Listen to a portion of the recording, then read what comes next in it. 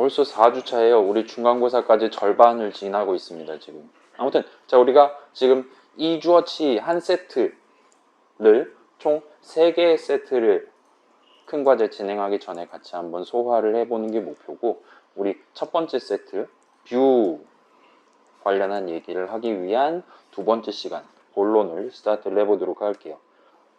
자, 그래서 일단 1부 조금 이론 내용 진행하고, 오늘도 우리가 새로운 안드로이드 프로젝트 만들어서 새로운 앱을 같이 구성해보고, 오늘 이제 과제 넘버 2가 출제가 될 겁니다. 과제 넘버 1을 이미 기한은 끝났잖아요. 근데 우리 중에 과제 넘버 1 안 낸 친구가 있어요. 느낀 점을 안 적어서 과제 점수가 날아가게 생겼습니다. 그래서 만약에 그런 친구가 있다, 지금 아마 오늘도 결석한 친구들 있지 않을까 싶긴 한데, 그 친구들은 개인적으로 저한테 얘기를 해주시면 방안에 대해서 같이 한번 논의를 해보도록 할게요. 아무튼 1부랑 2부에서 1부 내용은 이제 우리가 지난주랑 방금 전까지 해서 살펴봤던 내용들 약간 슬라이드를 소모해 가면서 같이 한번 복습을 해보는 시간이고, 그 다음에 2부에서는 우리가 자 뷰를 3가지를 써봤어요. 텍스트 뷰랑 버튼이랑 에디 텍스트랑. 근데 뷰를 몇 가지를 더 추가를 하고, 그 다음에 조금 더 다양한 이벤트들에 대한 메소드 정의를 붙여가는, 해서 그럭저럭 우리가 눈으로 보기 편할 만한, 여러분이 실제로 사용해 볼 수도 있을 법한 간단한 앱을 한번 같이 만들어 보고 퇴근을 하도록 하겠습니다. 그래서 이번 주에는 아마 3시간 안에 이 내용을 다 끝낼 수 있겠죠. 자, 여러분 지금 안드로이드 스튜디오 켜져 있는 자신의 .java 파일, .xml 파일 구경하면서 이 뒤에 내용을 같이 살펴보도록 할게요. 자, 지난 시간 방금 전까지 만들었던 우리 앱은 요런 파일들로 구성되어 있었어요. 그래서 우리 지난 시간에 처음 딱 안드로이드 스튜디오 켜고 여기 폴더가 뭐뭐가 있네, RES가 리소스의 약자네, 그런 거 같이 구경해 봤었죠. 그래서 자, 프로그래머들이 주로 손대게 될 .java 파일들이 모여있는 폴더가 있었고, 그 다음에 디자이너, 번역가 같은 친구들이 주로 손대게 될 .xml 파일들 역시나 한 군데 모여 있었습니다.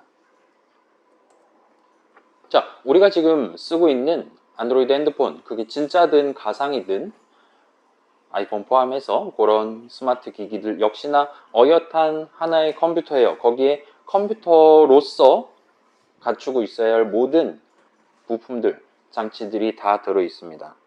그리고 그 위에서 동작하도록 우리가 빌드하고 있는, 만들고 있는, 우리가 만드는 안드로이드 앱들 역시나 여러분이 이전에 다른 수업들에서 얼마든지 만들어 봤었던 그런 어엿한 하나의 프로그램이다라고 말할 수가 있어요. 그래서 안드로이드를 기준으로 본다면 안드로이드 앱은 기본적으로는 자바 프로그램이라고 말할 수 있습니다. 근데 요거는 사실 우리 수업 기획서 얘기할 때 살짝 썰을 풀어본 적이 있는 내용을 다시 한번 언급하는 거예요. 자, 여러분이 다른 기초 프로그래밍 수업들에서 접해봤었던 프로그래밍 시나리오 뭐 있어요? 지금 막 자기가 창의적 컴퓨팅이라든가 인문대생을 위한 창의적 프로그래밍이라든가 그런 다른 기초 과목을 같이 듣고 있다. 요즘 과제 뭐 나옵니까? 알문 쓰고 막 그러잖아요. 그죠? 그래서 파이썬을 쓴다면 여러분 이제 비로소 내 첫 번째 파이썬 프로그램 해가지고 .py 파일에다가 위에서부터 순서대로, 예를 들면 임포트 문 적고 함수 정의 같은 거 몇 번 적어가면서 목표를 달성하기 위한 문장을 처음부터 끝까지 차근차근 적어 내려가는 걸 해봤을 거예요. 자기가 C를 써본 적이 있다, 아니면 노말 자바를 써본 적이 있다, 여러 파일들 중에 어딘가 딱 하나 있는 main이라는 이름의 함수 또는 메서드에 대한 함수 정의를 적어보신 적이 있을 겁니다. 그 중괄호 안에 이 프로그램의 시작부터 끝까지 이런 작업을 해야 된다와 같이 문장들을 채워가면서 여러분의 프로그램의 시작과 끝을 맺어가실 수가 있었을 거예요. 그렇다 보니까 여러분이 일반적으로 접해봤던 프로그래밍 시나리오들은 내 프로그램의 시작과 끝, 요 마지막 문장 실행하면 0을 리턴하고 끝난다 라든가, 화면에 짠 하고 출력하고 끝난다 라든가, 여러분이 눈으로 딱 구경할 수 있고 여러분이 의도할 수 있는 끝을, 시작과 끝을 인지를 하는 게 가능했었을 겁니다. 그렇다 보니까 자, 내 프로그램의 시작과 끝, 내 프로그램이 시작하기 전에는 당연하게도 아무것도 준비가 되어 있지 않을 거예요. 그렇기 때문에 내 프로그램에서 뭔가 데이터를 사용해야 된다 라면 그 데이터를 획득하기 위한 뭐 파이썬 같은 경우는 인풋 같은 걸 써본 적이 있을 수 있죠. C 같은 경우는 예를 들면 scanf라든가 그런 걸 써본 적이 있겠죠. 그래서 그런 식으로 내 프로그램에서 사용해야 될 데이터들을 얻기 위한 코드는 기본적으로 여러분이 .py 파일, .c 파일을 적고 있는 여러분이 직접 적절한 위치에 걔를 사용하기 위한 코드를 작성을 해줘야 됐어요. 인풋으로 받아올 수도 있고 아니면 뭐 답은 3, 답은 random.wendInt와 같은 식으로 다른 수단을 써서 아무튼 데이터를 여러분이 직접 가져왔어야 됐었을 겁니다. 반면 우리가 지금 안드로이드 앱을 만드는 프로그래밍 시나리오에서는 약간 얘기가 달라요. 일단 기본적으로 우리가 onCreate라는 메서드에 대한 메서드 정의 본 적 있고 그 다음에 bt_launch_onClick이라는 메서드에 대한 메서드 정의를 본 적이 있습니다. 여러분 지금 .java 파일의 메서드 정의 두 덩어리가 지금 들어있죠? 자, 근데 그 둘 중에 어느 것도 절대로 여러분이 앱을 켰을 때 가장 먼저 호출되는 메서드는 아니에요. 여러분이 작성한 코드는 절대로 이 앱이 켜졌을 때 가장 먼저 실행되지 않습니다. 자, 그 둘 중에 발사 버튼 눌렀을 때 뭐하냐 랑 이 앱을 만들려고 할 때 뭐하냐 두 개의 메서드들 중에 그나마 onCreate가 먼저 실행되긴 해요. 그렇긴 하지만 이 친구가 main과 같은 격을 갖는 저 사람이 터치하자마자 바로 호출되는 메서드인 거는 아니에요. onCreate가 호출되기 전에 꽤 많은 상당히 많은 코드들이 미리 실행되고 준비가 다 끝난 이후에야 간신히 이제 얼굴 좀 다듬어야겠구만 하면서 onCreate로 호출을 해주는 겁니다. 자, 시작에 대해서는 요래요. 납득이 잘 안 될 수 있어요. 반대편을 보면 자, onCreate 닫는 중괄호를 만난다고 우리 프로그램이 끝이 나는 건 아니에요. main은 이게 맞아요. main이라는 함수 내지는 메서드에 닫는 중괄호를 만난다 라는 건 우리 프로그램의 끝, 종말을 얘기를 합니다. 죽어요, 프로그램이. .py 파일 생각해 봅시다. 여러분이 뭐 homework2.py를 만들었어요. 맨 위에 임포트 문부터 맨 밑에 있는 문장까지 다 실행이 끝나면 여러분의 파이썬 프로그램의 실행이 다 끝나는 게 됩니다. 그러면 꺽쇠 3개짜리 나오고 이제 다음 거 하고 싶으면 하시든가 이런 식으로 우리한테 보여주죠. 안드로이드 앱 동네는 그렇지 않다는 거예요. onCreate 내용물 실행이 끝난다고 해서 여러분의 앱 실행이 끝나는 건 절대 아니에요. 실제로도 그랬죠. 여전히 화면에는 안녕하세요 느낌표가 보이고 여전히 사용자는 edit 텍스트에 글자를 적거나 버튼을 클릭하거나 와 같은 작업을 할 수가 있었습니다. 자, 요건 조금 중요하진 않은데 자, 우리 앱은 가상기계든 진짜 기계든 여러분 노트북 내지는 여러분 핸드폰의 배터리가 다 될 때까지 전원이 여전히 남아있는 동안 계속 화면에 떠 있을 수 있어요. 물론 이제 10분마다 좀 눌러주고 해야지 꺼지지 않겠지만 사실 꺼진다 하더라도 다시 한번 버튼 누르고 이렇게 한번 스와이프하면 다시 화면에 올라옵니다. 여전히 실행 중이에요. 그 앱. 아무튼 여러분이 일반적으로 만들었던 C 프로그램, 파이썬 프로그램은 엔간하면 F5 누르면 2, 3초 안에 끝나죠. 사용자가 적당히 입력만 해주면. 반면 우리 지금 간단하게 작성한 심지어 지지난 시간에 우리가 자동으로 안드로이드 스튜디오가 적어줬던 그 앱만 하더라도 화면에 헬로 월드라고 출력하는 걸 계속 할 수 있어요. 끝나지 않습니다. 강제로 우리가 그 앱 목록에서 이렇게 오른쪽으로 휙 하면은 앱 꺼버릴 수 있잖아요.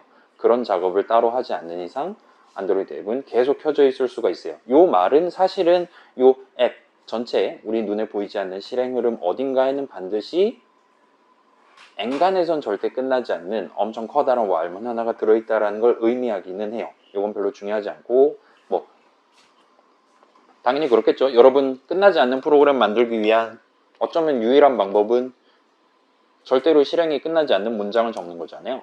그러기 위해서 뭐 while true라든가 이런 느낌으로 해서 여러분이 코드를 적어본 적이 있을 거예요. 그래서 그런 반복 구조가 우리 앱의 뒷면에 들어있고 그 반복하는 와중에 적당한 타이밍에 onCreate가 호출되거나 onClick이 호출되거나 한다는 거예요. 그리고 그 반복이 무슨 우리가 납득하기 어려운 어떤 사유로 인해 끝나게 된다면 그때 이제 비로소 우리 앱이 실행을 중단하게 되는 게 되겠죠. 그래서 그런 식으로 우리 앱의 뒤편에는 우리가 작성하지 않은, 우리가 잘 모르는 별도의 코드들이 꽤 많이 들어있어요. 그래서 그런 코드들 중에 어떤 애는 여러분 핸드폰, 여러분 기기에서 감지되는 여러 가지 입력들을 다듬어서 적절한 메서드를 호출을 해주거나, 여러분 핸드폰에 무슨 센서라고 부르죠. 여기에 지금 센서가 뭐가 들어있습니까? 요즘 핸드폰에는 일단 터치 스크린이 있겠죠. 그 다음에 카메라 한두 개가 아니죠. 요즘 뒤에 막 가스렌지 마냥 이렇게 막 하잖아요. 4-5개 올려놓죠. 그렇게 해서 각각의 눈알을 가지고 받아온 이미지를 적절히 합성해서 사람이 보기에 더 좋은 이미지를 만들어주는 것까지 요즘 하고 있죠. 뭐 카메라는 빛을 담는 거니까 그렇다고 거대한 눈알을 담는 건 좀 그렇잖아요. 카메라 세계에선 구경이 짱입니다. 그 막 다큐멘터리 같은 거 찍으시는 분들 막 대포만한 카메라 등에 이렇게 들고 다니죠. 양손검처럼. 그런 것처럼 엄청 멀리 있는 사자 같은 거 찍으려면 핸드폰 카메라로는 절대 안 돼요. 그래서 엄청나게 커다란 렌즈를 써서 꽤 많은 빛을 담아가지고 그 중에 한가운데 부분 이렇게 잘 포집을 하면 저 멀리 있는 사자를 좀 더 예쁘게 찍을 수가 있겠죠. 그렇죠? 사자를 셀카 찍는 것만 이렇게 찍으면 그분들 위험하신 거잖아요. 아무튼 카메라 말고 이제 보통 가속도계라고 부르는, 여러분 핸드폰을 이렇게 뭐 있잖아요. 막 그런 거 흔들면 QR코드가 튀어나온다든가 막 그런 것들을 서비스를 제공하기 위한, 옛날 스마트폰 한창 유행할 때는 그런 거 쓰는 게임들 꽤 많고 막 그랬는데 요즘은 다들 그냥 재미없어서 안 하죠. 그거 뒤집을 때 쓰는 거죠. 전화 받기 싫을 때 뒤집을 때 쓰는 거죠. 아무튼 그런 것들 있고, 자, 그런 다양한 데이터들을 포집을 할 수가 있어요. 여러분의 핸드폰은. 터치스크린도 역시나 여러분이, 자, 요즘 핸드폰 터치스크린 무슨 방식을 씁니까? 여러분 들어본 적 있어요? 그렇죠. 정전식 터치를 씁니다. 그래서 여기에 터치를 하면 여기 어딘가에 이제 전선이 이렇게 지금 붙어 있는 거예요. 그래서 찌릿합니다. 여러분의 손은 도체니까요. 그래서 고무장갑 끼면 터치가 잘 안 되고 그러죠. 그래서 찌릿을 여기서 3만큼 됐고 여기서 7만큼 됐고 여기서 11만큼 됐으니까 아마도 이 전체 핸드폰 원래 이렇게 굴곡 포함해서 이렇게 돼 있는 구조니까 아마도 사용자가 여기쯤에 지금 손가락을 대고 있는 것 같다라고 판단을 내리고 그 좌표를 그 센서, 터치스크린 센서의 출력으로서 핸드폰 본체에다가 내보내게 됩니다. 그러면 그 좌표를 가지고 우리 앱 뒤에 있는 친구는 거기 지금 발사 버튼이 있는데 방금 눌렀다고? 와 같은 느낌으로 이제 판단을 내리게 돼요. 그 다음에 그렇게 발사 버튼을 눌렀고 또 언젠가는 또 손에서 띄면 또 바뀌겠죠. 정전식 어쩌고 저쩌고가. 그러면 또 매콤한 맛에서 손가락을 띄었다. 거기 발사 버튼이었고 방금 발사 버튼을 누르고 있었으니까 이번에 발사 버튼을 클릭을 한 게 맞구나 라고 판단을 내리고 판정을 하고 그때 비로소 우리가 작성해둔 언클릭 메서드 내용물을 실행하기 시작하는 게 됩니다. 아무튼 그런 작업을 수행하기 위한 지금 한국말로 듣기도 복잡한 자바 코드가 우리 앱 뒤에 main-activity.java 뒤에 잔뜩 적혀 있다 보시면 돼요. 그거거나 또는 여러분 핸드폰에 이제 다양한 파일들이 있잖아요. 앱 자체도 하나의 파일로 존재하죠. 그래서 .xml 파일, .apk 파일이라든가 .txt 파일, .pdf 파일 다양한 걸 가져올 수가 있겠죠. 그런 여러분 핸드폰에 SD 카드 같은 곳에 있는 파일들의 내용을 읽어서 그 파일의 내용을 바탕으로 적절한 코드를 실행하는 것도 가능해요. 그 다음에 필요하다면 여러분 핸드폰 막 게임 켜놓고 자면 다음날 아침에 일어났을 때 저 열받았으니까 다음부터 이러지 마세요 라는 오류 메시지 나오잖아요. 요즘 핸드폰은 온도계가 달려 있어서 과열됐다 라면 알아서 지금 과열을 유발하는 앱을 중단을 시키는 능력까지 갖추고 있습니다. 아무튼 그런 사유로 인해서 우리 앱의 실행을 중단하도록 도모해둔 코드들 역시나 우리 앱 뒤에 존재합니다. 그래서 여러분 지금 상상할 수 있는 꽤 많은 것들이 다 자바 코드로 우리 앱 뒤에 들어있다 보시면 돼요. 자, 여기 중에 지금 중요한 건 요거일 것 같아요. 자, .xml 파일들 역시나 기본적으로는 프로그램 그 자체, 코드 그 자체를 구성하는 건 아니에요. 쟤네들도 필요에 따라서, 그러니까 내 앱에 내장돼 있다가, 같이 포함돼 있다가, 첨부돼 있다가, 어떤 자바 코드를 실행할 때 들고 와서 읽고 그 내용을 바탕으로 적절한 작업을 수행하도록 되어 있습니다. 그래서 여러분 우리가 원한다면 그 여러 가지 .xml 파일들 중에 하나에 적혀 있는 내용을 바탕으로 우리가 원하는 작업을 수행하도록 .java 파일에 어떤 문장 내지는 함수 호출식, 메서드 호출식을 적어 놓을 수가 있어요. 그렇게 함으로써 우리 앱의 데이터 흐름을 여러분의 목표에 맞게 가져가시는 게 가능합니다. 잘 모르겠잖아요. activity_main.xml 파일 내용의 일부분을 가져와 봤어요. 그래서 일단 XML, 아마도 Extensible Markup Language의 줄임말일 겁니다. 몰라도 돼요. 아무튼 XML이라는 파일은 기본적으로 텍스트 파일인데 그 텍스트를 규칙에 맞게 적어둬야지 비로소 참된 XML 파일이다라고 우리가 판정을 내릴 수가 있어요. 그래서 이런 느낌으로 막 꺽쇠 열고 닫고 막 난리도 아니었잖아요. 그래서 지금 살짝 보시면 이거는 실제 코드를 한번 가져가 볼게요. 지금 보시면 자 여기를 볼게요. 안드로이드 X 어쩌고저쩌고 constraint layout 해갖고 적혀 있는 것 같고 왼쪽 보시면 닫았다 열었다 할 수 있도록 플러스 마이너스 기호가 있습니다. 그래서 닫았더니 그냥 다 날라갔어요. 다시 열면 다 보입니다. 그래서 첫 줄은 지금 이렇게 해서 여기까지가 지금 첫 줄에 해당하는 내용이에요. 그 다음에 그 안에 다시 한번 꺽쇠를 열고 텍스트 뷰 하나가 있고요. 버튼 하나가 있고요. 그래서 얘네들은 꺽쇠를 열고 슬래시 꺽쇠로 해서 닫고 있어요. 이런 애들이 있고 얘도 비슷한 느낌으로 텍스트 뷰 자리 왼쪽에 있는 빼기를 누르면 요만큼입니다 라고 우리 예쁘게 닫아주는 걸 볼 수 있습니다. 그래서 버튼 하나 있고요. 에디트 텍스트 하나 있네요. 한 다음에 맨 밑줄은 지금 꺽쇠 열고 슬래시 하면서 아까 맨 두 번째 줄에 적혀 있었던 그 내용 그대로가 여기 적혀 있는 상태로 꺽쇠를 닫고 있는 걸 볼 수 있어요. 그리고 여기까지가 전체가 constraint layout 하나에 대한 설명으로서 적혀 있는 셈이 됩니다. 달리 말하면 지금 요 .xml 파일 내용만 봐도 constraint layout 하나가 있고 그 안에 텍스트 뷰 하나랑 버튼 하나랑 에디트 텍스트 하나가 들어있구나 라는 게 눈에 보인다는 거예요. 조금 더 포멀하게 말하면 .xml 파일을 적기 위한 XML 형식, XML 포맷은 기본적으로 포함 관계를 나타낼 수가 있어요. 어떤 레이아웃 안에 어떤 뷰들이 들어가 있어요. 나중에는 우리가 레이아웃 안에 레이아웃을 담거나 할 수도 있습니다. 그때는 요 .xml 파일 내용이 2단, 3단으로 포함 관계를 나타내도록 적히게 될 거예요. 그래서 패런트, 그 다음에 꺽쇠 슬래시 패런트와 같은 식으로 시작과 끝을 구분해 놓으면 그 안에 여러분이 예를 들면 차일드하고 슬래시하고 꺽쇠를 닫아서 한꺼번에 표현하거나 필요하다면 차일드에서 열고 슬래시 차일드에서 닫고 와 같은 느낌으로 그 안에 또 다른 포함 관계를 구성하거나 하는 식으로 적는 게 가능합니다. 그래서 이런 하나하나를 XML 동네에서는 XML 엘리먼트, XML 요소라고 불러요. 그래서 여긴 지금 커다란 요소 하나가 들어있고 그 다음에 거긴 지금 작은 요소 3개가 지금 포함이 되어 있는 거예요. 그래서 각각의 XML 엘리먼트들에는 일단 가장 처음 등장하는 단어가 그 엘리먼트의 이름입니다. 텍스트 뷰, 요 긴 게 이름이에요. 아무튼 constraint layout, 버튼, edit text 등등. 그 다음에 그렇게 이름이 먼저 나오고 그 뒤에 이제 토를 답니다. id는 뭐고요, layout with text는 뭐고요, 등등등.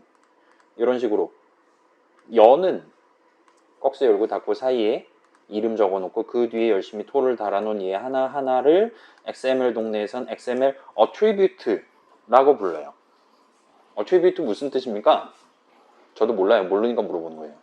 아무튼 지금 .xml 파일 여러분 지금 볼 수 있는 저 텍스트 뷰랍식을 열고 닫고 하고 있는 요 사이에 적혀 있는 내용은 지금 우리 앱 지금 한가운데 표현될 그 텍스트 뷰 하나에 대해서 걔는 요런 특성을 가진 채로 화면에 보여줄 예정이다 라고 미리 계획을 해둔 셈이 되는 겁니다. 괜찮아요? 자, 이렇게 .xml 파일 잘 작성해 놨어요. 그 다음에 저지 안드로이드 스튜디오 들어있기 때문에 우리가 녹색 화살표를 누르거나 녹색 망치 모양을 누르면 앱을 만들 때 저 XML 파일을 내장을 시켜놓게 됩니다. 이렇게 앱에 담겨 있다가 자, main activity.java에 적혀 있었던 어떤 문장 set content view 호출식이 적혀 있는 그 문장을 실행하는 시점에 저 XML 파일 내용을 읽게 돼요. 물론 필요하다면 미리 읽어놓고 적절하게 소화를 시켜두는 게 가능하고 엔간하면 그렇게 할 겁니다. 일단은 의미 관점에서는 새 컨텐트 뷰로 호출하는 시점에 .xml 파일 내용이 반영이 된다 정도까지 여러분이 봐두시면 적절할 것 같아요. 자, 그래서 인스턴스라는 단어가 이 슬라이드에서 처음 튀어나오는데 여러분 object라는 단어 들어본 적 있나요? 객체지향 프로그래밍 우리 인문대생을 위한 객체지향 프로그래밍 있나요? 수업 있었던 것 같은데 작년에 재작년인가 있었던 것 같은데 폐강됐을지도 몰라요. 여러분이 관심을 안 가져줘서. 아무튼 object가 무슨 뜻입니까? object의 반대말은 뭡니까? 그렇죠. subject죠. object는 무슨 뜻입니까? 그러면 객체가 뭡니까? 제가 이걸 이번 여름에 계절학기 수업을 어쩌다 맡아서 하루에 6시간짜리 15일짜리 계절학기를 진행할 때 이 오브젝트가 뭐냐라는 걸 설명하기 위해 무려 7주를 썼어요. 심심하시면 유튜브 영상을 보시고 아무튼 간에 자, 우리 수업에선 간단하게만 가지고 갈게요. 일단 자바 동네 그 다음에 파이썬 동네도 비슷한 뉘앙스로 오브젝트란 단어, 인스턴스란 단어 둘 다 가져가는 편이었던 것 같아요. 인스턴스, 자 인스턴스는 무슨 뜻입니까? 저 이거 지난 시간에 설명한 적 있나요? 없죠. 인스턴스는 무슨 뜻입니까? 일단 영어 단어 인스턴스는 무슨 뜻입니까? 그죠? 인스턴트 하면 즉발 아니면 바로 끓여 먹을 수 있는 라면 같은 느낌이잖아요. 자, 인스턴스는 그런 느낌으로 필요에 따라서 우리가 그때그때 새로 만들어 가지고 활용하기 위한 실물 정도로 여러분이 가져가 주시면 좋을 것 같아요. 자, 텍스트 뷰라는 것 자체는 형식이에요. int, 더블, 스트링 같은 느낌의 형식입니다. 근데 우리가 지금 실제로 이 앱을 켰을 때 하고 싶은 건 사용자한테 뭔가를 실질적으로 보여주고 싶었던 거란 말이에요. 그래서 실질적으로 보여주기 위해 텍스트 뷰라는 형식, 실물 하나를 만들어서 걔 아이디는 뭐고 걔 텍스트는 안녕하세요 느낌표로 처음에 세팅해 놓고 걔는 일단 화면 한가운데 보여줄 거고 그런 식으로 다 치장을 해둔 상태에서 최종적으로 우리 화면 한가운데 보여주는 게 가능했던 거예요. 그렇게 열심히 꾸며놓은 거를 실물을 메모리 어딘가에 올라가 있을 거란 말이에요. 그 실물을 우리가 원한다면 적절한 타이밍에 예를 들면 발사 버튼을 눌렀을 때 다시 한번 찾아와서 걔 텍스트를 안녕하지 않으세요? 같은 느낌으로 바꿔서 그렇게 바꾸면 당연히 화면에서도 안녕하지 않으세요가 보이겠죠? 그런 느낌으로 우리가 실질적으로 다룰 수 있는 무언가를 자바 동네에선 인스턴스라고 부릅니다. 그리고 그거를 object라고 부르는 동네도 있고 아마 여러분 파이썬에서 오르 메시지 같은 거 구경할 때 object라는 단어를 본 적도 있을 거예요. 그 다음에 C 동네에서도 object라는 단어를 썼었습니다. 70년대. 근데 그때의 의미는 지금이랑은 조금 달라요. 이 인스턴스라는 의미랑은 조금 많이 다릅니다. 그 다음에 C++라는 프로그래밍 언어 있죠? 80년대에 나왔던 거기서도 object라는 단어를 약간은 다른 뉘앙스로 쓰고 있어요. 그래서 그거는 궁금한 친구들 이제 유튜브 검색 한번 해보시고 일단 우리 수업에서 인스턴스는 실물이라고 봐주시면 좋을 것 같아요. 메모리 위에 올라가 있는 실물이에요. 그래서 우리가 직접 다룰 수 있었던 그 실제 텍스트뷰 인스턴스는 이렇게 .xml 파일과 .java 파일 두 파일의 조합을 통해 그렇게 생성됩니다. 그래서 .xml 파일을 읽어서 텍스트뷰 인스턴스를 실질적으로 만드는 코드는 onCreate 메서드 정의 중괄호 안에 적혀 있었어요. 그렇기 때문에 우리 앱이 첫 번째 화면에 띄우기 직전에 .xml 파일 내용을 바탕으로 적절한 어트리뷰트가 세팅되어 있는 상태로 텍스트 뷰 인스턴스를 만들어서 비로소 화면을 보여주는 게 가능했었던 겁니다. 지금 이 세컨텐트 뷰 호출식 부분 지난 시간에 제가 주석 처리했을 때 안녕하세요 느낌표가 안 보였잖아요. 기억나네요? 요거 두 줄 있었는데 두 번째 줄 주석 처리하고 다시 한번 실행하면 화면에 뭐 버튼이고 뭐고 하나도 안 나옵니다. 달리 말하면 .xml 파일 내용이 반영이 안 돼요. 당연하게도 반영을 하기 위한 코드를 우리가 지워버렸으니까. 그죠? 우리 앱은 자바 프로그램인데 저 데이터를 가져와서 작업을 수행하는 코드를 날려버렸으니 그 작업을 수행을 못하는 게 당연하겠죠. 아무 인스턴스도 없이 그냥 덩그라니 하얀색 화면만 나오는 걸 만드실 수가 있을 겁니다. 자, 그리고 이런 연동이 사실은 쉬운 건 아니에요. 여러분, 이 안드로이드라는 운영체제를 여러분이 만든다. 한 학기 안에 안 끝날 겁니다. 그리고 옛날에는 저 두 파일을 연동을 여러분이 직접 수동으로 해야 됐었어요.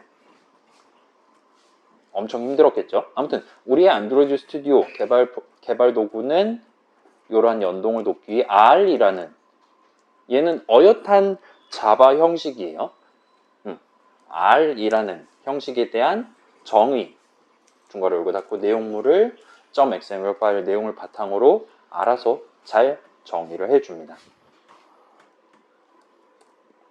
그래서 조금 더 구체적으로 표현하면 그 .xml 파일들 사실은 activity_main 뿐만 아니라 strings.xml 등등 다른 리소스 파일들도 엔간하면 다 읽어요. 그래서 그 파일들 자체 그리고 그 내용물들을 차근차근 확인을 합니다. 그래서 그 내용들 중에 일부를 예를 들면 id라든가 파일 이름 그 자체라든가 등등을 나중에 여러분이 자바 코드를 써서 특정을 하실 수 있도록 각각 적절한 이름, 적절한 형식 해서 선언을 따박따박 적어줘요. 그리고 그 선언을 적을 때 각각의 이름들에 대해서 안드로이드 스튜디오가 몰래 서로 다르게 지정해둔 숫자를 붙여줍니다. 는 100만, 는 100만 1 이런 식으로 지 맘대로 숫자를 붙여줘요. 그리고 우리는 .java 파일을 작성할 때 main activity.java 파일 내용물을 작성할 때 그렇게 안드로이드 스튜디오가 선언해 둔 이름들 중에 하나를 r.id.tb_helloworld 같은 느낌으로 하나하나를 골라서 .xml 파일 내용이랑 연동되어 있는 그 숫자를 골라가면서 어떤 메서드를 호출하거나 해서 목표를 달성을 하게 되는 거예요. 그래서 이 R이라는 형식에 대한 정의 자체는 여러분이 그 녹색 화살표나 녹색 망치 모양을 누를 때 실질적으로 진행을 해줍니다. 뭐 그렇긴 하지만 우리 안드로이드 스튜디오는 그 녹색 버튼을 누르기 전에도 얼마든지 여러분들한테 자동 완성을 미리 해주는 게 가능해요. 그래서 준실시간으로 여러분의 .xml 파일 내용을 변경하면 예를 들어 버튼 2개 추가하고 아이디 2개 지정하면 컨트롤 탭하면 그 둘에 대해서 지정한 아이디를 얼마든지 r.id.bt 어쩌고 저쩌고 바로 사용을 해보실 수가 있는 겁니다. 자, 조금만 더 자세히 보면 일단 이 세컨텐트 뷰 괄호 열고 닫고 하는 시점에 .xml 파일 내용을 바탕으로 새로운 텍스트 뷰 인스턴스, 새로운 버튼 인스턴스 등등이 만들어지게 돼요.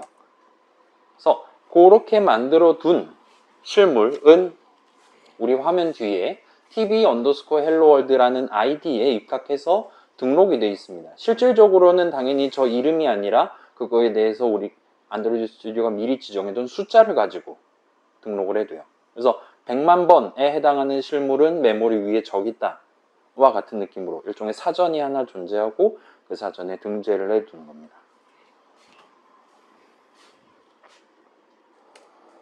자, 그래서 .xml 파일 내용을 바탕으로 tb_helloworld를 합치고 만들어놨던 그 텍스트 뷰 인스턴스를 내가 지금 찾아와서 걔의 텍스트를 안녕하지 않으세요로 고쳐야 된다. 내가 그게 목표다라면 여러분은 findViewById라는 메서드에 대한 메서드 출식을 적고 그때 r.id.tv_helloworld라고 괄호 안에 집어넣음으로써 그 동등한 숫자를 사용해서 인스턴스를 찾아오도록 코드를 작성할 수 있어요.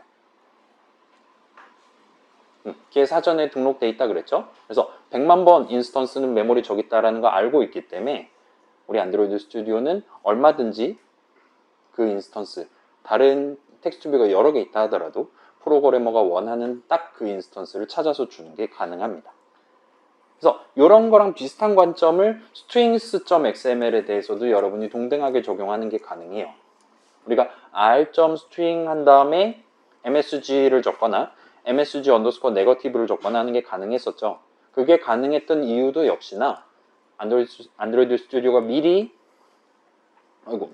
안드로이드 스튜디오가 미리 strings.xml 파일을 읽고 거기에 아마 지금 몇 개냐? 3개가 적혀 있을 거란 말이에요. 앱 이름이랑 msg랑 msg 언더스코어 네거티브 그 세 줄을 읽고 그 내용물이 들어있을 스트링 형식 인스턴스를 미리 만들어둬요. 그 다음에 사전에다가 등록을 해둡니다. 각각의 이름을 가지고 물론 그 이름에 대해서 안드로이드 스튜디오가 지정해둔 숫자를 가지고 사전에 미리 등록을 해둡니다. 그래서 그 숫자만 여러분이 들고 네 지금 사전에 적혀있는 예를 들면 300만 번째 스트링을 이 텍스트 뷰에 텍스트 어트리뷰트를 지정하겠어 와 같은 메소드 줄식을 여러분이 얼마든지 적을 수 있게 되는 거예요. 그래서 이 정도까지 하면 일단 우리가 딱 설치하자마자 설치에 꽤 많은 시간이 걸리긴 했어요. 다운로드 한두 번 한 게 아니었죠.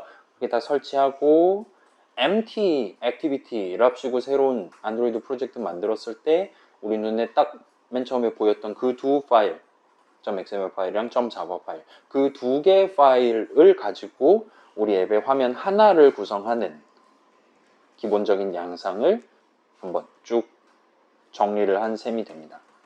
자, 다시 한번 말씀드릴게요. 여전히 우리가 구경해 본 안드로이드 앱은 프로그램이고 조금 더 부연하자면 걔네들은 자바 프로그램이에요. 따라서 .java 파일에 우리가 적어놓은 내용대로 실행될 겁니다.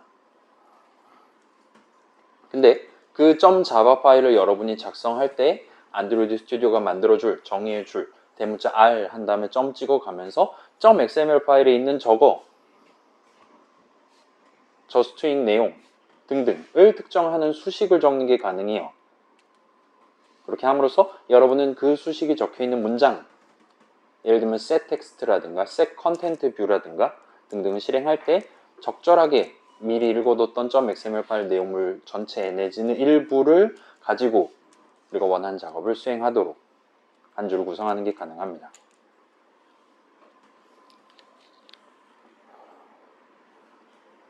그럴싸하죠? 자, 새 인스턴스를 생성해서 등록하기는 우리 현재 코드상으로는 set content view 괄호를 닫고 하는 그 한 줄 얘기하는 거예요. 그 다음에 미리 생성 및 등록해둔 인스턴스를 찾아서 직접 다루기. 자, 이 찾는 거는 find view by id 라는 메서드에 대한 메서드 호출식 적는 거죠. 그 다음에 이제 요 미리 생성 및 등록해둔 인스턴스를 특정한다는 요거는 이제 우리 string r.string.msg 같은 걸 토대로 스트링 인스턴스 3개들 중에 하나를 우리의 텍스트 뷰에 텍스트 어트리뷰트를 지정하는 소기의 목표를 달성하는 게 가능할 겁니다. 자, 요런 사연을 조금 미리 지금 납득을 해두면 앞으로 요거보다 더 심각한 답정너 내용들이 나올 거예요. 왜 파이썬 프로그램은 그냥 편하게 프린트 헬로 월드 한번 하면 끝나는데 여기는 왜 이렇게 복잡합니까? 여러분이 질문할 수도 있습니다. 왜 복잡하나요? 일단 기본적으로는 여러분 노트북이랑 여러분 핸드폰 둘 다 컴퓨터는 맞는데 그 작동하는 환경이라고 해야 될까요? 아니면 그거를 사용하는 사용자의 기대값이라고 해야 될까요? 아무튼 특성이 서로 다르다 보니까 엔간하면 안드로이드 앱들은 여러분이 요 전원 버튼을 눌러서 닫았다가 다시 열어도 똑같이 열릴 수 있게, 아니면은 메모리가 조금 부족해 가지고 여러분 핸드폰 메모리 부족하잖아요. 그래서 잠깐 내려놨다가 잠깐 얼려놨다가 나중에 해동시켜서 다시 올릴 때도 이전이랑 동등한 데이터가 들어있을 수 있게. 여러분 그 웹페이지 같은 거 생각해봐요. 어떤 웹페이지는 열심히 작성하다가 좀 아닌 것 같아요. 내가 지금 결제하려고 5단계를 하고 있는데 3번째 단계까지 왔어요. 근데 내가 주소를 잘못 적은 걸 지금 깨달았어요. 그래서 뒤로 가기를 누릅니다. 어떤 쇼핑몰은 내가 2번째 페이지에 작성했었던 내용들을 그대로 불러와서 다시 보여주는 쇼핑몰이 있고, 어떤 쇼핑몰은 뒤로 가면 새로 고침을 해야 된다고 알림이 떠요. 새로 고침을 하면 모든 게 다 날라가 있을 겁니다. 처음부터 그냥 다 다시 하셔야 돼요. 일방향 진행이죠. 그런 느낌으로 되어 있는 쇼핑몰도 구경해 보신 적 있을 거예요. 아주 그냥 난리도 아니죠. 다시 한번 문자 받고 막 숫자 6자리 입력하고 그래야 된단 말입니다. 그래서 안드로이드 앱은 기본적으로 그렇게 원한다면 뒤로 가기, 원한다면 잠깐 닫아놨다가 얼려놨다가 다시 해동시키기 등등이 밥 먹듯이 일어날 수도 있는 그런 환경을 전제를 하고 있어요. 물론 자, 생각해봐요. 안드로이드 언제 만들어졌냐면 20세기에 만들어졌습니다.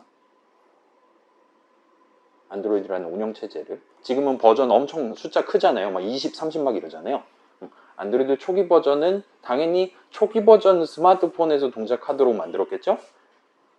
그때 초기 버전 스마트폰이 나오던 시점에 여러분의 노트북, 그 당시의 노트북은 지금 우리가 사용하는 노트북이랑 크게 다르지 않아요. 물론 자, 2002년 정도를 한번 상상을 해봅시다. 그때 제 집에 있었던 컴퓨터의 램은, 메모리는 512 아니면 1기가 정도 됐었던 것 같아요. 아닐 수도 있어요. 저 이거 거짓말일 수도 있습니다. 근데 자, 그 당시에 핸드폰에 들어가는 메모리는 과연 메가바이트 단위로 우겨 넣을 수가 있었을까요? 옛날에는 이 안드로이드라는 운영체제가 상정하는 안드로이드 앱이 실행되는 환경은 지금보다 훨씬 더 열악한 환경이었어요.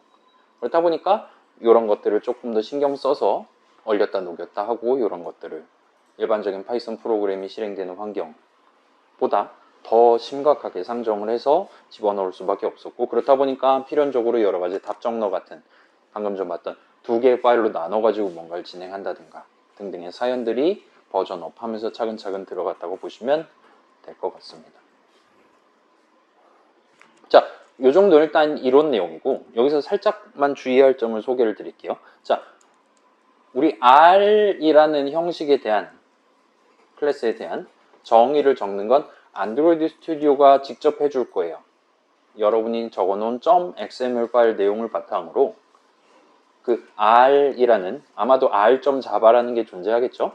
그런 파일들을 안드로이드 스튜디오가 우리 대신 열심히 적어줍니다. 걔뿐만 아니라 꽤 많은, 우리 지난주에 폴더 이렇게 구경했을 때 generated라고 적혀있는 폴더 있었잖아요. 그렇죠? 지금 다시 보면 여기 보면 자바 폴더 있고 자바 제너레이티드가 있고 막 그래요. RES도 제너레이티드가 있긴 합니다. 이런 식으로 안드로이드 스튜디오는 우리가 적어놓은 내용을 바탕으로 여러분의 안드로이드 앱이 원만하게 두 파일 간의 연계가 잘 이루어지기 위해 이런저런 작업을 뒤에서 알아서 수행을 해줍니다. 그렇다 보니까 여러분이 안드로이드 스튜디오가 이거를, 여러분이 코드를 바꾸는 걸 캐치를 못하면 두 파일의 연계가 얼마든지 어긋날 수가 있어요. 그러면 그걸 풀어서 정상적으로 잘 동작하게 만드는 걸 안드로이드 스튜디오가 할 수가 없으니까 인간이 해야 됩니다. 물론 수업 시간엔 제가 가서 도와드리거나 할 수 있겠지만 집에서 과제하다가 그런 거 터지면 어떡할 거예요?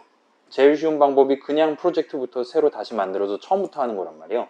그 정도로 상당히 어려운 작업이 될 수 있으니까 가급적이면 여러분이 빨간 줄이 보인다. 예를 들어 에디 텍스트가 빨간색으로 빛나고 있다. 그러면 막 컨트롤 탭해서 그 시점에 .xml 파일도 바꾸고 막 그러지 마시고 일단 오류가 보이면 그 시점에 오류 메시지 확인하고 그 오류를 잘 고쳐둔 상태에서 .xml 파일로 넘어가거나 등등의 다음 작업을 수행하시는 걸 권장을 드릴게요. 그 다음에 자, 일단은 당분간은 우리 수업에서 다루지 않은 여러 가지 파일들이 지금 들어있단 말이에요. 뭐 매니페스토도 있고 막 그랬잖아요. 그런 내용들은 가급적이면 건드리지 않고 안드로이드 스튜디오가 처음 만들어준, 중간 지 맘대로 고치기도 하고 그럴 거예요. 아무튼 그렇게 돼 있는 그대로 사용을 하시는 걸 권장을 해드릴게요. .py 파일 작성할 때는 이런 거 고민 별로 안 해도 됐었잖아요. 이 동네는 이렇게 돼 있는 동네니까. 안드로이드 스튜디오에 무임승차해서 그거보다 일반적인 파이썬 프로그램보다 훨씬 더 복잡하게 동작하는 자바 프로그램, 안드로이드 앱을 조금 더 편하게 같이 한번 만들어 보도록 하겠습니다. 자, 여기서 별표가 지금 등장을 하는데 제가 우리 수업에서 이 별표 소개를 안 했었던 걸로 기억해요. 이게 1주차 수업 자료랑 2주차 수업 자료는 첫 번째 슬라이드부터 이 별표가 찍혀 있습니다. 그다음에 3주차 슬라이드엔 별표가 없었을 거예요. 4주차 슬라이드는 첫 슬라이드엔 별표가 없는데 이렇게 중간에 막 튀어나오고 합니다.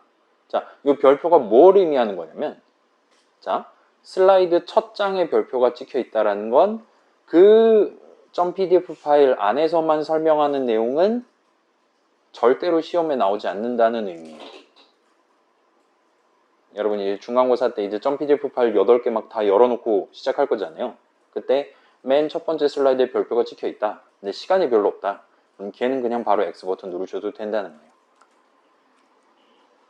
그리고 이렇게 중간에 별표가 들어간다라는 건 이 별표가 찍혀 있는 슬라이드 부분은 에서만 설명하는 내용은 절대로 우리 중간고사 시험에 나오지 않는다 라는 의미로 봐주시면 되겠습니다. 자, 그래서 약간의 뭐라 그래야 될까요? TMI? 요즘 사어가 되긴 했는데 아무튼 그런 느낌의 내용이라 봐주시면 될 것 같아요. 그래서 자, 안드로이드 스튜디오는 하나의 액티비티를 구성하기 위해 파일을 2개를 준비를 합니다. 그리고 이 두 파일, .xml 파일이랑 .java 파일에서 여러분이 주도적으로 세팅하는 요소는 서로 완전히 달랐어요. .xml 파일 같은 경우는 각각의 뷰, 텍스트 뷰든 버튼이든 등등의 아이디를 지정하고 언젠가 이 친구가 화면에 띄워지기 위해서 실물을 만드는 시점에 텍스트는 뭐로 하고 가로 세로 조건은 어떻게 하고 등등을 지정하기 위한 어트리뷰트를 갖도록 아니요, 그런저런 어트리뷰트를 가지도록 미리 지정을 해두는 게 가능했어요. 거기에는 주로 글자를 뭘 할 거냐, 방금 전에 얘기했던 화면 가로 세로 조건은 어떻게 가져갈 거냐, 그 다음에 우리가 지금 해보진 않았지만 글자의 색상이라든가 크기 같은 것도 얼마든지 여러분이 .xml 파일을 수정함으로써 미리 계획을 해두는 게 가능합니다. 반면에 .java 파일 같은 경우는 여러분이 원한다면 find view by id를 써가면서 그렇게 .xml 파일에서 미리 다 세팅해 둔 느낌대로 만들어 둔 edit text, text view 실물을 특정해 가면서 실행 도중에 버튼을 눌렀을 때 그 텍스트 뷰의 텍스트 어트리뷰트를 다른 걸로 바꾼다. 와 같은 부차적인 작업을 실질적으로 수행하기 위한 자바 코드를 작성을 해두는 게 가능해요.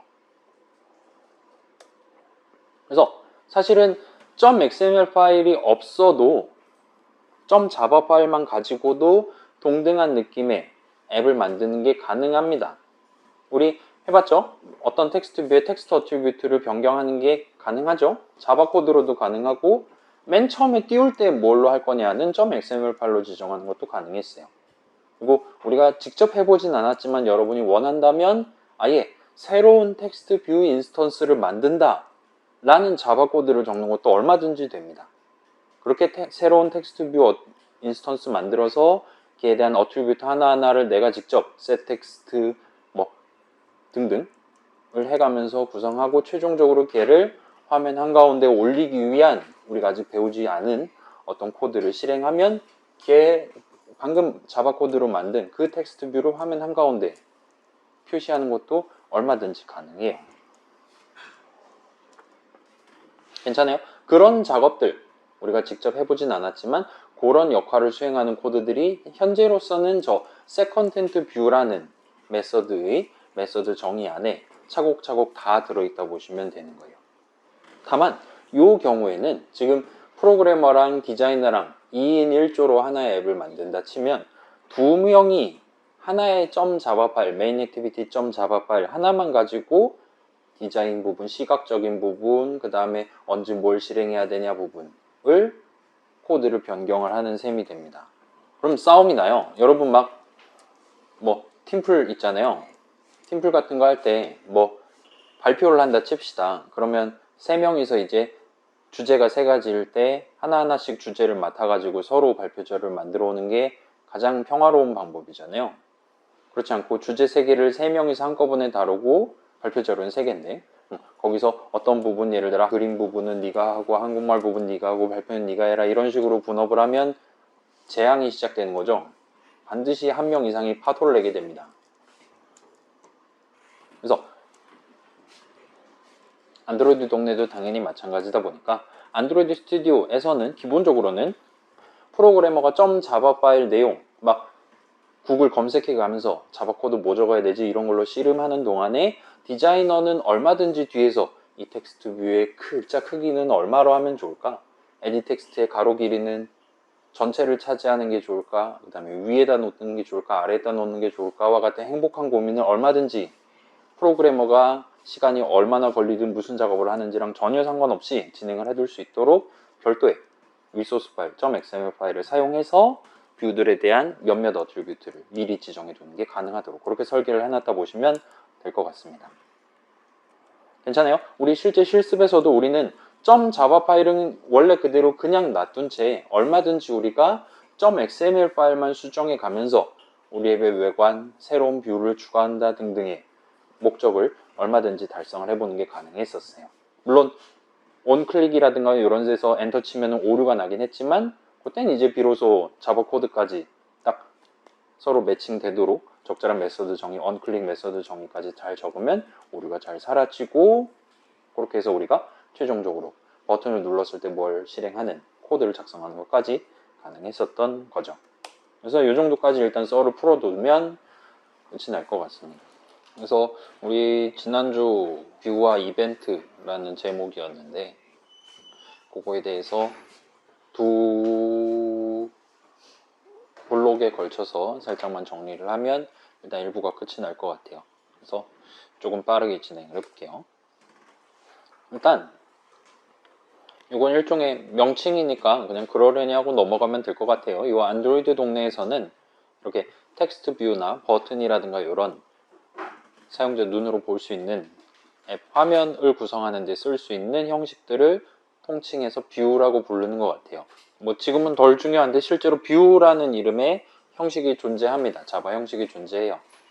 그리고 뭐 여러분 뭐 상속이라든가 뭐 그런 걸 혹시나 들어본 적이 있다면 요 텍스트 뷰나 버튼이나 이런 친구들도 다 저 뷰라는 형식의 하위 형식에 해당한다라고 봐주시면 좋을 것 같아요.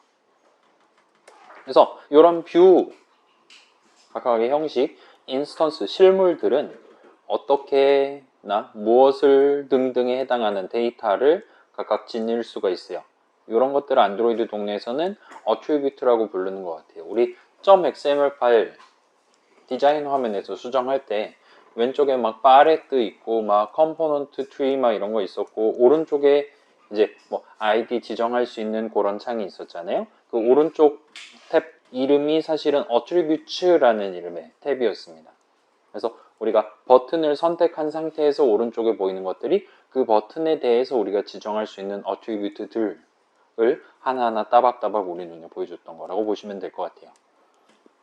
그래서 모든 텍스트 뷰 인스턴스들은 텍스트라는 이름의 어트리뷰트를 지닐 수가 있었어요.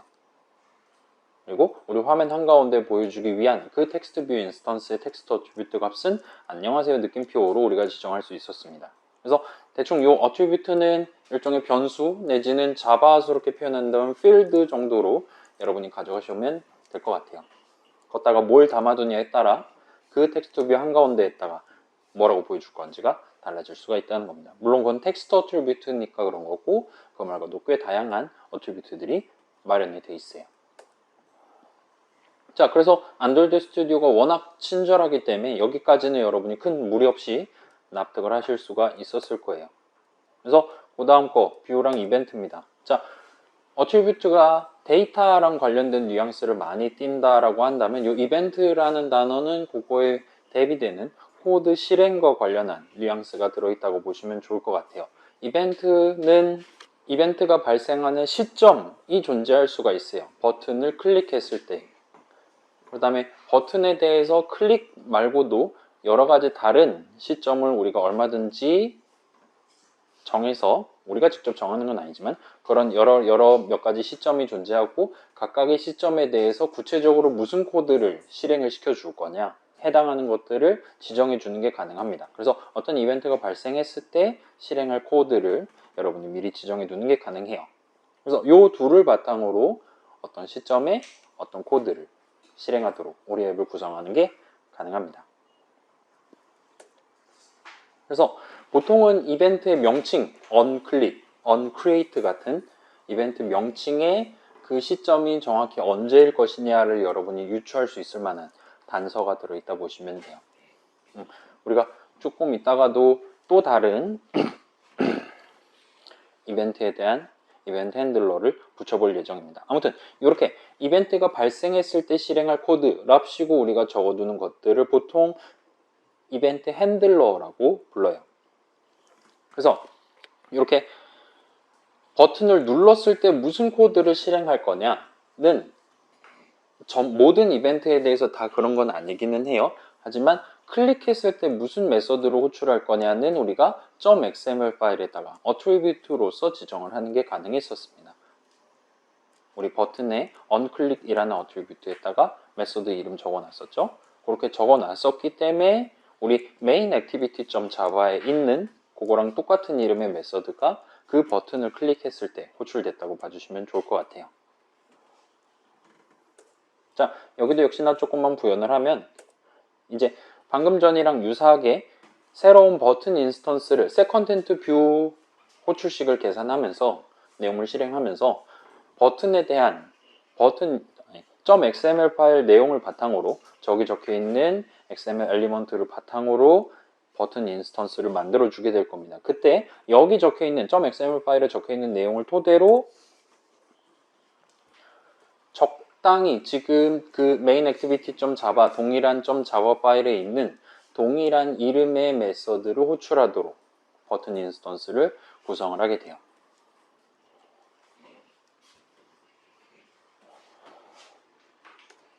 그래서 뭐 여기는 사실은 조금 비약이 들어있긴 한데 일단은 지금 시점에는 일단은 그러려니 하고 넘어갑시다. .xml 파일에다가 .java 파일에 적혀있을 법한 메서드에 대한 메서드 이름을 미리 적어두는 게 가능해요. 그렇게 미리 적어뒀다면 이제 secondtent view 괄호 열고 닫고 하는 동안 새로운 버튼 인스턴스를 만드는 동안 이 버튼을 눌렀을 때 동일한 파일에 있는 이 메서드가 호출되도록 미리 세팅을 하는 게 가능합니다. 자, 그래서 기본적으로는 메서드는 문장들이란 말이에요. 데이터랑 코드 둘 중에 하나를 본다면 코드랑 관련된 친구들입니다. 그렇다 보니까 메서드 내용 find 해와서 텍스트 어트리뷰트를 변경해라 등등 그런 메서드 내용 문장들을 .xml 파일에다가 전부 다 적어두는 거는 기본적으로는 성립하기가 어렵습니다. 괜찮아요? 달리 말하면 지금 .xml 파일에 적혀있는 내용은 기본적으로 데이터랑 관련된 요소들만 적혀있다 보시면 돼요. 텍스트가 뭐냐, 아이디가 뭐냐, 그 다음에 화면 한가운데냐, 왼쪽이냐, 오른쪽이냐, 마진은 얼마냐 등등 기본적으로 데이터랑 관련된 내용들 위주로 .xml 파일에 적혀있다 보시면 돼요. 괜찮아요? .xml 파일에다가 메서드 정의 덩어리 하나를 집어넣는 건 불가능하다는 거예요.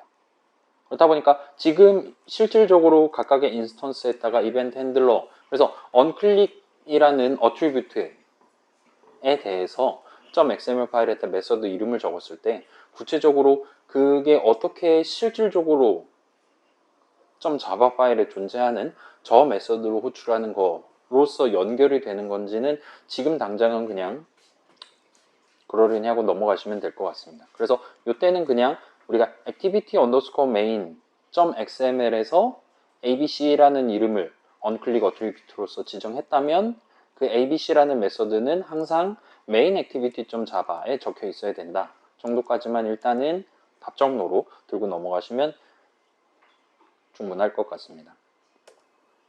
자, 아무튼 간에 앱이 실행되는 도중에 사용자가 그 버튼을 클릭을 하면 화면 뒤에서는 방금 얘기했던 그런 느낌의 터치스크린 어쩌고저쩌고 센서가 작동해서 아, 저 버튼을 클릭한 게 맞구나 라고 판단을 내린다면 그 버튼 인스턴스에 지정해 놨었던 저 메서드 내용물을 실행하기 시작한다는 거예요. 그리고 그때 보편적으로 1번째 인수, 첫 번째 인수 자리에는 지금 V라고 우리가 보통 이름을 붙였죠. 그 V에다가 이번 이벤트가 발생당한 이번 메소드 호출을 촉발을 시킨 그 뷰가 정확히 뭐냐를 인수로서 담아가지고 우리한테 전달을 해줍니다. 하면 끝나요. 그냥 여기까지 하고 쉴 걸 그랬죠. 그럼 더 조금 덜 쉴 수 있었는데 아무튼 마무리됐고, 자, 2부는 실습